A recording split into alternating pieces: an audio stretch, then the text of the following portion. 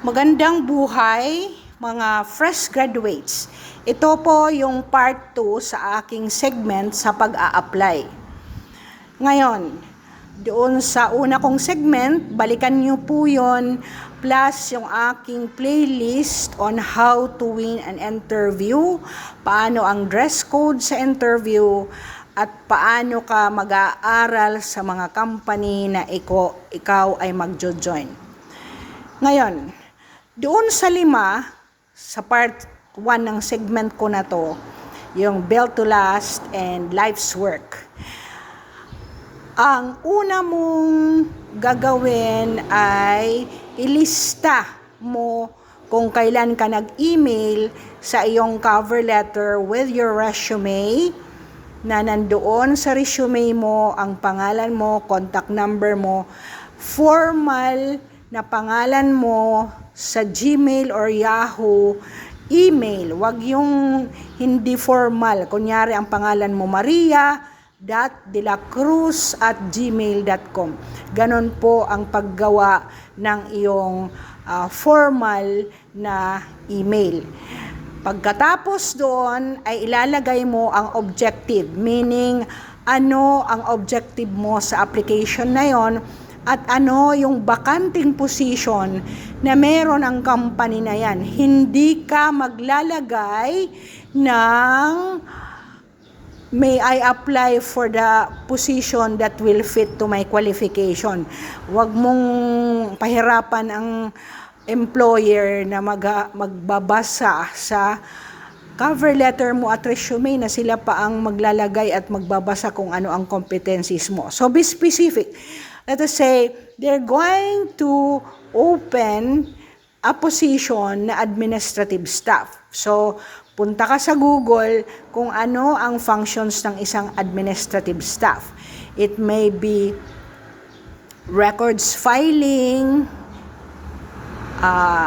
encoding, secretarial functions to an executive. So, ilalagay mo ano ba ang karampatan, competencies and skills meron ka.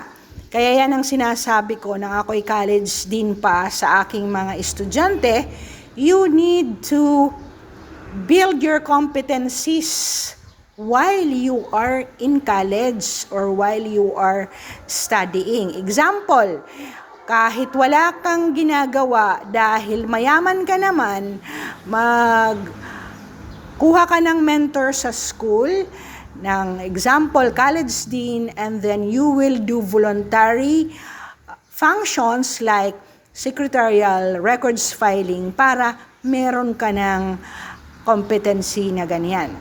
So ensure that yung competencies mo ay aligned doon sa vacant na functions na ilalagay ng company. Next is, kunyari nakapag-shot ka na ng 5 different companies, so ikaw ay dapat may alam kung ano ang ginagawa ng company na yan. Example, Coca-Cola. Ano ba ang ginagawa ng Coca-Cola?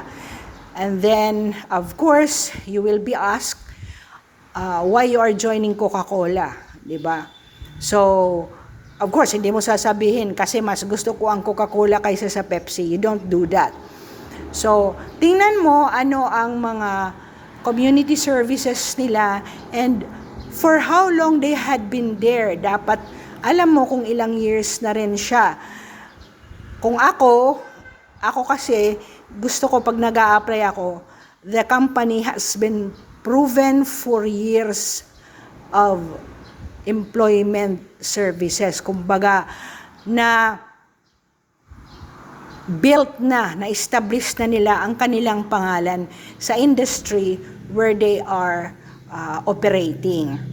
So, sunod ay memorize the mission, vision, goals, and performances of those 5 companies. Separately, gumawa ka ng notes. Alright? So, yun lang muna. Ensure that you have a notes of the 5 companies and memorizing by heart the mission and vision statements and how many employees they are having in the company or corporation. So, thank you for listening.